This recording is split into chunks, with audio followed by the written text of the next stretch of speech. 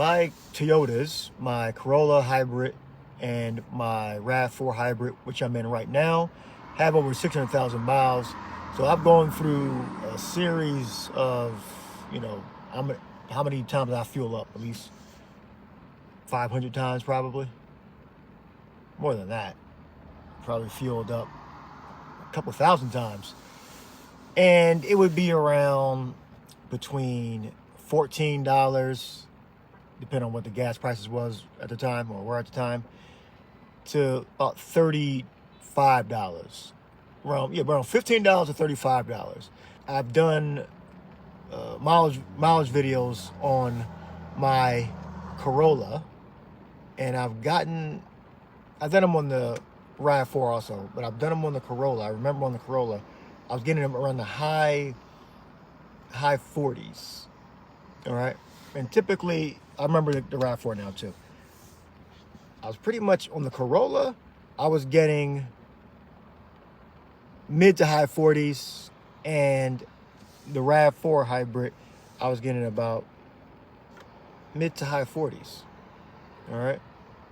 Now the Corolla is 5+ years old when I did this, and I was getting, so pretty much I was almost getting the same gas mileage, and the technology I think is the same, but the programming may be different. I don't know the exact details, but I was pretty much almost getting this, give or take about 10 miles per gallon, the same gas mileage between my Corolla and my RAV4. Like right now, on the RAV4 dash, now this is an estimate. It says 41.9. And I believe the Corolla was advertised as, I think 48. You can fact check, 48 miles to the gallon. They're both hybrids. Remember, they're both hybrids, all right? On the RAV4, I got 131 now.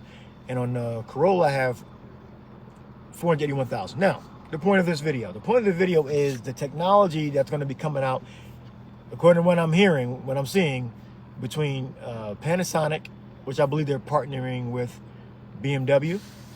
Now, of course, they're not going to be exclusive, Panasonic. Not going to be exclusive just to provide battery technology. Battery, that's what I'm talking about, batteries, all right? Battery technology. Now, in hybrid batteries, they're not meant to be full electric cars, so the capacity for the hybrid batteries are not like traditional electric cars, all right? They're they won't hold a charge, all right? Well, the capacity to hold a charge is not as high in hybrid batteries. Now, the hybrid battery is under the rear seat back here on the RAV4, and the same thing for the Corolla hybrids. I believe it's Panasonic is partnering with BMW to release a for the luxury cars, to release a solid state battery for their electric cars. Now, what they're saying is they're going to be reaching 450 or 400 minimal, from what I've been reading. 400 minimal, 400 to 600. And of course, as you increase the size of the battery, you can increase the distance. Now, the advantages of the advantages of solid state batteries, they're lighter weight, and they have a higher energy density. All right, so you can have, I've read about 50 to 100% more energy density with the same size battery. All right, so the batteries are definitely going to be smaller. Now, I would think that they are more expensive. So if you were to take the same size battery, for, like, let's say lithium ion as an example, and the same size battery for a solid state battery, you can get 50 to 100 times more energy density. So where you would see 300-mile range, you would see 450, 500, 1,000-mile range with the same size battery. All right, different technology, lithium ion versus solid state battery. So the weight difference would be about, let's say, 200 to 300 pounds, and with the same equivalent size battery, like you would compare a lithium ion battery and a solid state battery. The solid state battery with the same size, energy density is higher, and at least 200. I've seen 200 to 350 pound weight reduction. So that's what, at least 2 people. All right, at least 2 people. So you'll be able to get better gas mileage, because the more weight you put in the car, on the SUV, the worse gas mileage you're going to get. All right, or in this respect, range, electric range. Now, when it comes to charge time, which is probably one of the major factors, well, the range and the charge time, one of the major factors is the long wait times, over 20 minutes. So for what I've been reading, I believe it was from 10% to about 80%. You can achieve that in about 10 minutes. All right, what I've read was 10 to 15 minutes, 80%. So that's huge. So the excuse for not getting an electric car with those 2 factors anyway, besides the fact it's more difficult to really work on your car. But, well, when it comes to the electric parts anyway, because you're not really going to work on that. Really, like the brakes, you can work on the brakes, you can work on the tires, you can work on the suspension. But when you have like electrical issues or maintenance you need done, it'll be a little more difficult to, like, for an average DIYer to repair. All right, so the charging time is going to be much faster.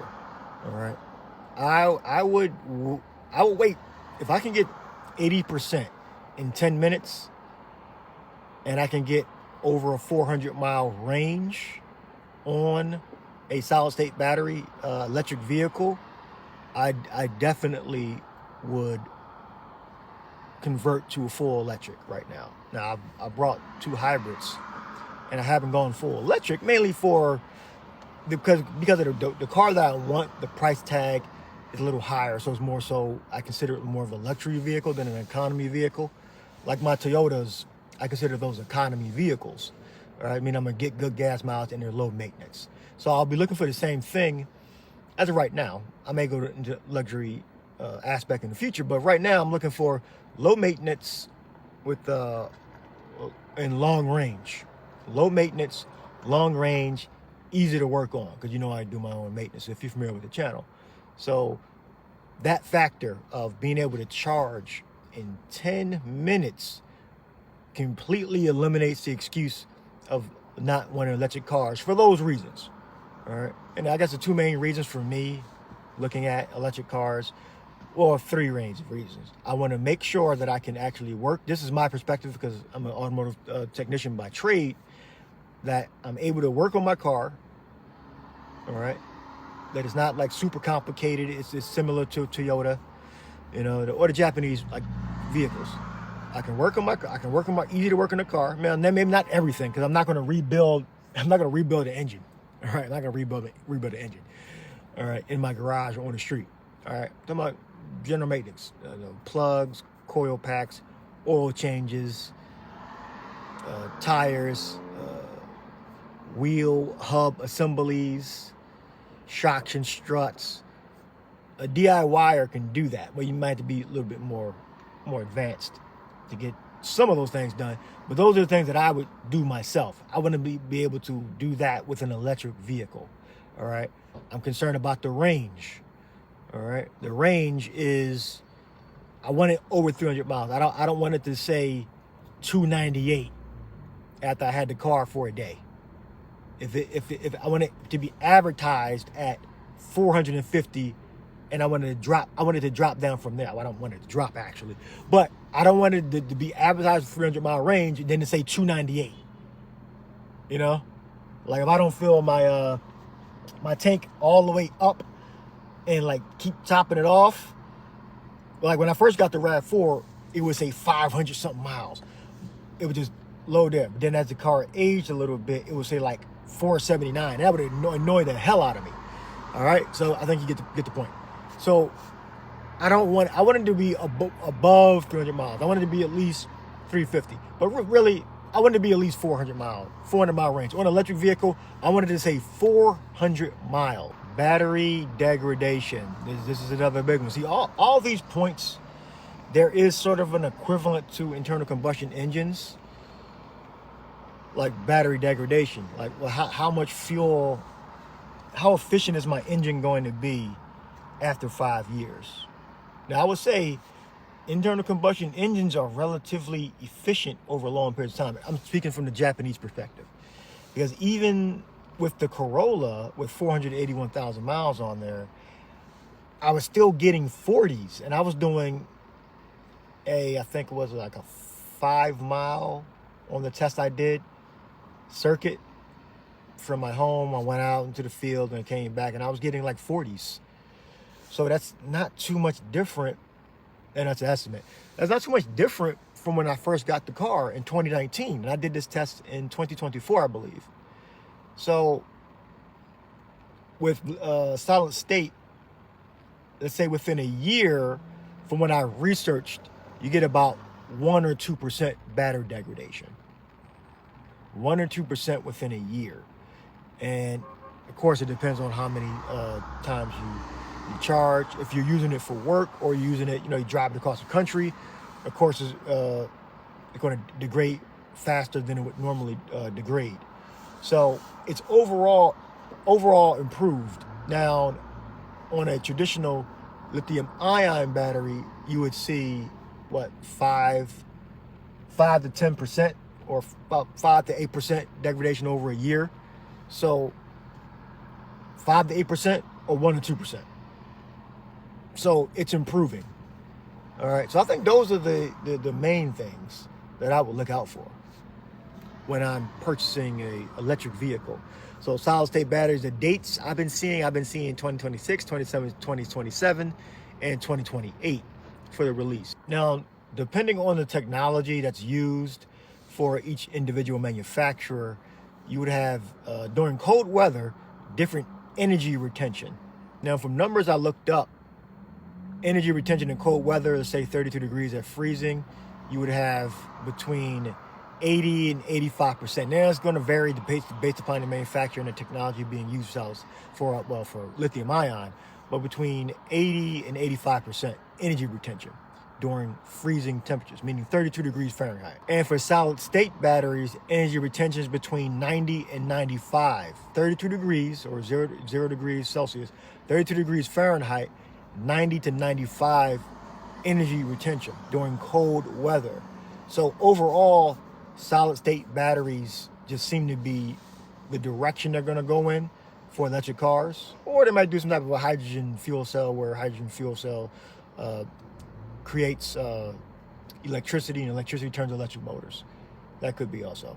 But if they're going to go with a type of battery, solid state seems to be the right technology, because it's overall, versus lithium ion, just a better battery. Fire hazard, fire. So in lithium ion batteries, they have a liquid electrolyte. So in a crash, the liquid electrolyte is more likely versus a solid electrolyte. All right, a liquid electrolyte is more likely to catch fire, and then you'll have that thermal runoff, and it'll keep burning until the fuel runs out. But if it's solid, it's less likely to catch fire.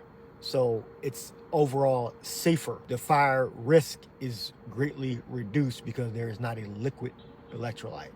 Clean energy. Now, when you do the research, you'll find out that the manufacturing of the electric parts are either equivalent to petroleum pollution, or they're over or right under it. I read different things, but you still, the point is, you still get pollution when you create cars using petroleum. Okay, so we have zero emissions on the actual car, but the manufacturing process still produces pollution. So what do you think? Do you think that the future of electric vehicles is solid state, or do you think it may be something like a hydrogen fuel cell? Okay, I'll do some videos on that in the future, but I'm into the solid state batteries. I think that they are at least going to be an option, even if hydrogen fuel cells come out along next to it in mass. But I think going from like lithium phosphate to, I believe they use that in China, lithium nickel metal hydride, lithium ion. I believe that solid state is just better than a liquid electrolyte. It's just better. The energy density, the reduction of weight and size. I think that if more people knew about this technology, you would have more electric cars on the road. But simply, people are worried about the battery degradation and the range anxiety. We got to get over 300 miles. We got to get to the 400 standard. All right. If you can see leaving at the dealership 650 plus after a year, and they prove that after a year I'm getting 650 plus, I believe that electric cars are going to roll off the assembly line and roll out of dealerships. If they can prove a 650 plus after a year, I believe you guys will jump on that. Now you got some older generation, which I'm 40, so I guess I'm not. I would say probably 50s and 60s. They live by internal combustion engines, and they think these are the most reliable vehicles on the road, which I still think they are. But technology is changing. Things are moving fast. So the technology for electric vehicles are only going to improve. All right. Now, gasoline, internal combustion engines have been tried and proved. I don't believe they're going anywhere. All right. They're still going to stay here. But I do believe we should have an option for an alternative fuel vehicle, and I'm going to go with the electric vehicle. Now, self-driving, I'm not really into the self-driving thing. Assistance, yes. Like lane keeping assistance, like this has lane keeping assistance and radar adaptive cruise control.